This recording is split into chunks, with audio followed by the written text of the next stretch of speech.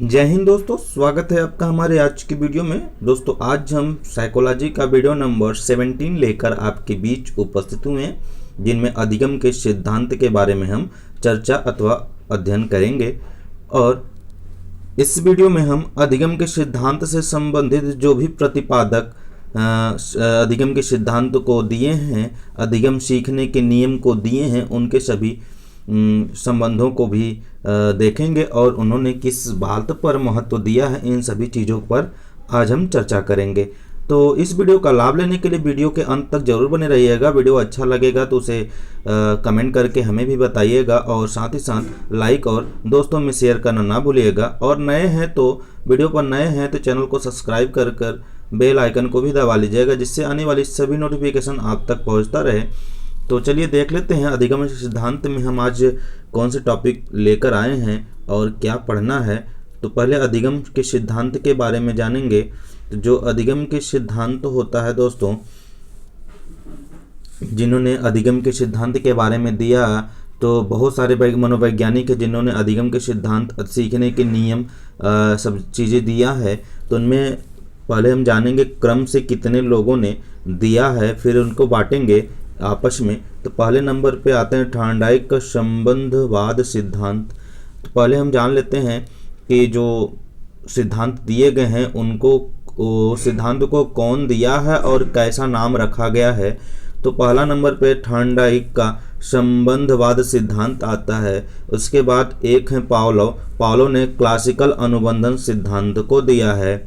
उसके बाद आते हैं एक स्किनर हैं, स्किनर ने क्रिया प्रसूत अनुबंधन सिद्धांत दिया है। इनके और नाम भी जानेंगे जब इनके एक टॉपिक बाय टॉपिक यानी इनका अलग अलग विवरण को देखेंगे, तो इनमें इन सभी चीज़ों का अलग और सारे नाम उपनामों को भी ध्यान में रखेंगे और देखेंगे। फिलहाल आज यहीं तक इनके एक छोटे से टॉपिक को देख लेते हैं कि इन्होंने मुख्य रूप से किन बातों पर निर्भर किया है।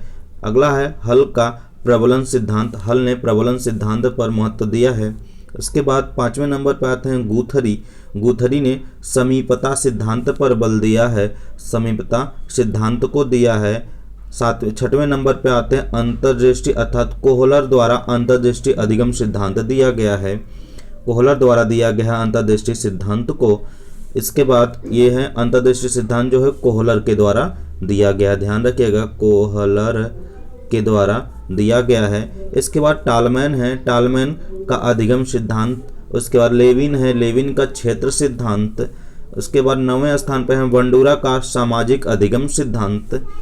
10वें नंबर पे है मास्लो का मानवतावादी सिद्धांत। यही मास्लो, अब्राहम मास्लो इनका नाम पूरा है, अब्राहम मास्लो नाम है पूरा, जिन्होंने मन अथवा आवश्यकता के सिद्धांत को दिया था। इसके बाद अगले नंबर पे है रोजर्स का सूचना प्रक्रिया अधिगम सिद्धांत। 11वें नंबर पे आपके हैं ब्रूनर के बारे में आप तो सुने ही होंगे, ब्रूनर का संज्ञानात्मक अधिगम सिद्धांत। 13वें नंबर पे आशुबेल, इनका भी नाम सुना होगा आपने, आशुबेल का संज्ञानात्मक अधिगम सिद्धांत। उसके बाद 14 नंबर मिलर व डोलार्ड का अनुकरण सिद्धांत अधिगम सिद्धांत। 15वें नंबर है सिमोर पेपर्ट का निर्माणक अधिगम सिद्धांत। तो दोस्तों ये सभी आपका अधिगम सिद्धांत या अधिगम के नियम से संबंधित, जो अधिगम के सिद्धांत से संबंधित जो नियम दिए गए हैं, वैज्ञानिक मनोवैज्ञानिक हैं वो हैं, और उनका मुख्य रूप से किस नाम से जाना जाता है, इन चीज़ों के बारे में हमने आज यहाँ देखा। 15 नंबर तक के बातों को देखा कि 15 लोगों ने इस तरह से अपने अपने अधिगम सिद्धांत को इस नाम से पुकारा गया है। तो आइए देख लेते हैं अगला टॉपिक।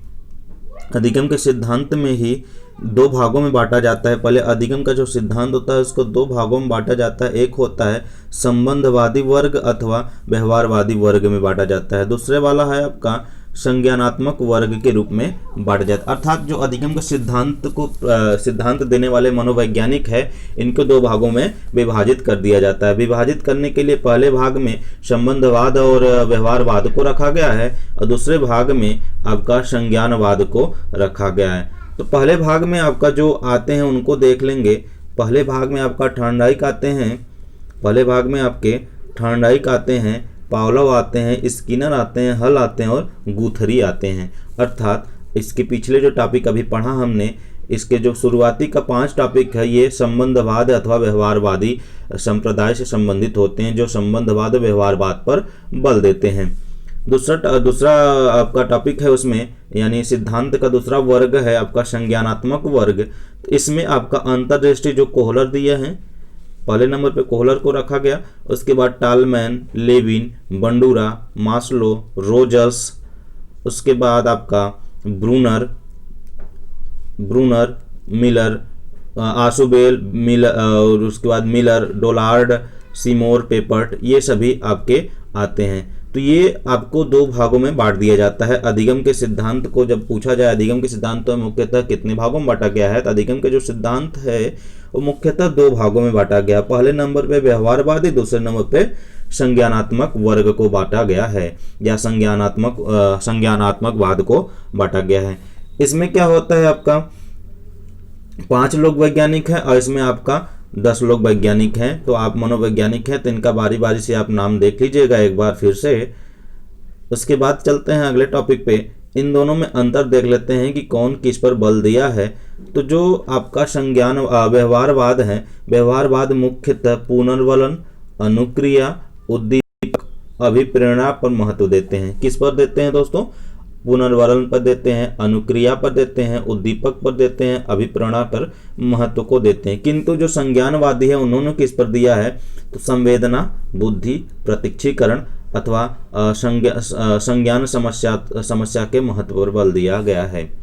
पूछा जाए कि व्यवहारवादी किस पर बल देता है, तो व्यवहारवादी आपका पुनर्वलन, अनुक्रिया, अभिप्रेरणा और उद्दीपक पर बल देते हैं। जबकि संज्ञानवादी किस पर बल देते हैं? संज्ञानवादी संवेदना, बुद्धि, प्रत्यक्षीकरण और संज्ञान समस्या के महत्व पर बल देते हैं। दूसरा है आपका जो व्यवहारवाद होता है, या व्यवहारवाद कहिए चाहे आपका जो व्यवहारवाद है, उन्होंने क्या कहा कि अधिगम जो होता है वो पशु और मानव दोनों पर कर सकते हैं। व्यवहारवादियों ने क्या कहा कि जो अधिगम होता है पशु और मानव दोनों पर कर सकते हैं, किंतु संज्ञानवादियों ने क्या कहा कि अधिगम केवल मानव जाति पर ही किया जाता है। अधिगम केवल मानव जाति पर ही किया जा सकता है, पशु पर नहीं। उसके बाद आपका संज्ञानवाद अथवा व्यवहारवाद फिर आए। उन्होंने क्या कहा? व्यवहारवाद ने कहा कि जब अधिगम करेंगे तो उसमें यंत्र की जरूरत होगी, यंत्रवत पर बल दिया है। अर्थात जो व्यवहारवादी मनोवैज्ञानिक थे उन्होंने क्या कहा कि अधिगम के लिए यंत्र जरूरी होता है, यानी उन्होंने यंत्रवत पर बल दिया है। संज्ञानवाद ने कहा नहीं, संज्ञानवाद में यंत्र पर बल नहीं दिया जाता है। संज्ञानवादियों ने कहा कि यंत्रवत पर बल नहीं दिया जाता है। अंतर आप पढ़ चुके, आपको समझ गए होंगे कि जो व्यवहारवादी संबंधवादी हैं वो उस पर किस पे बल दिए हैं? पुनर्वलन, अनुक्रिया, मानव और पशु और यंत्रवत पर बल दिया है।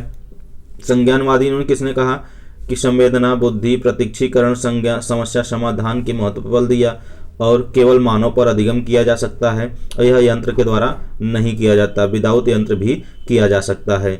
आगे बात करते हैं, अनुक्रिया है क्या? अनुक्रिया के बारे में जान लेते हैं। अनुक्रिया बात आएगी बार बार, आपके जो पढ़ेंगे अधिगम के सिद्धांत के अनेक वैज्ञानिकों के बीच जब आप जाएंगे तो वैज्ञानिकों के जब टॉपिकों को पढ़ेंगे तो वहाँ अनुक्रिया, उद्दीपक, अनुबंधन, ये सभी शब्दावली आपके बीच बार बार आते रहेंगे। तो आप इन सब की बातों को जानते रहिए कि अनुक्रिया है क्या। तो देख लीजिए, प्रत्येक प्राणी का कुछ न कुछ लक्ष्य होता है, प्रत्येक प्राणी का कुछ न कुछ लक्ष्य होता है तो पता ही है, और उस लक्ष्य के प्रति किए गए कार्य को अनुक्रिया कहते हैं। जब कोई प्राणी है, प्राणी का कुछ न कुछ लक्ष्य होता है, जैसे आज हम यूपी टेट के लक्ष्य रखे हैं और लक्ष्य के प्रति हम क्या कर रहे हैं? अपना अनुक्रिया अथवा कोचिंग अथवा यूट्यूब अथवा किसी माध्यम से, बुक के माध्यम से हम क्या करते हैं? लक्ष्य की प्राप्ति करने के लिए हम उस पर क्रिया करते हैं, उस टॉपिकों को हम क्या करते हैं? सिलेबस को हम पढ़ते हैं। यह क्या है? आपका अनुक्रिया होता है। अगला है आपका उद्दीपक। उद्दीपक क्या है? तो उद्दीपक के बारे में भी जान लीजिए। जो उद्दीपक होता है दोस्तों, उद्दीपक अथवा किसी वस्तु को देखकर मन अथवा मस्तिष्क में हुए परिवर्तन को उद्दीपक कहते हैं। अथवा इसको दूसरी परिभाषा के रूप में देखें तो दूसरी परिभाषा आपका है, वस्तु को देखकर पाने की इच्छा उद्दीपक ही कहलाती है। वस्तु को देखा हमने, उसे पाने की इच्छा रखा, तो वही क्या है? आपका उद्दीपक कहलाता है। यानी उत्तेजना आपको मिली कि हमें इस वस्तु को चाहिए, तो हमें क्या वहाँ के भी क्या करना होगा, वहाँ उद्दीपक की उत्पत्ति होती है। यानी सामने रखे वस्तु को उद्दीपक कहा जाता है और उस उद्दीपक के प्रति किए गए कार्य को, सामने रखे वस्तु के प्रति किए गए कार्य को अनुक्रिया कहा जाता है। अगला टॉपिक है आपका अनुबंधन। अनुबंधन को भी देख लीजिए, अनुबंधन है क्या। तो अनुबंधन, यदि प्राणी अनुक्रिया के द्वारा उद्दीपक को प्राप्त कर लेता है तो इन दोनों के मध्य एक संबंध अथवा बंधन का निर्माण होता है, जिसे अनुबंधन कहते हैं। सही बात है भाई। जब हम अनुक्रिया के द्वारा उद्दीपक को जो प्राप्त कर लेते हैं तो अनुक्रिया और उद्दीपक के मध्य एक संबंध का निर्माण होता है। अनुक्रिया और उद्दीपक के बीच एक संबंध का निर्माण होता है, जिसे अनुबंधन कहते हैं, जिसे यस-आर बॉन्ड भी कहा जाता है, जिसे यस-आर बॉन्ड भी कहा जाता है। अब यस-आर क्या है, तो जो यस है आपका स्टिमुलस होता है और जो आर आपका होता है वो रिस्पॉन्स होता है, और बॉन्ड आप जानते हैं कि बंद होता है। तो स्टिमुलस और रिस्पॉन्स के बीच जो एक बॉन्ड बनता है उसे अनुबंधन अथवा यस-आर बॉन्ड, यस-आर थ्योरी कहा जाता है। तो ये था आपका छोटे से टॉपिक जिसपे शब्दावलियों को जाना हमने। अधिगम के सिद्धांत के संबंधी जो शब्दावलियाँ आपको प्रयोग में आएगी उन सभी शब्दावलियों को हमने जान लिया। तो ये टॉपिक आपको बहुत ही महत्वपूर्ण होगी, आगे की टॉपिक पढ़ने के लिए बहुत ही सहायक होगी। तो वीडियो अच्छा लगा हो तो वीडियो को लाइक करिएगा, दोस्तों में शेयर भी करिएगा, और साथ ही साथ वीडियो पर नए हैं तो वीडियो को सब्सक्राइब करके, चैनल को सब्सक्राइब करके बेल आइकन भी दबा लीजिएगा, जिससे आने वाली सभी नोटिफिकेशन आप तक जल्दी से पहुंचे। और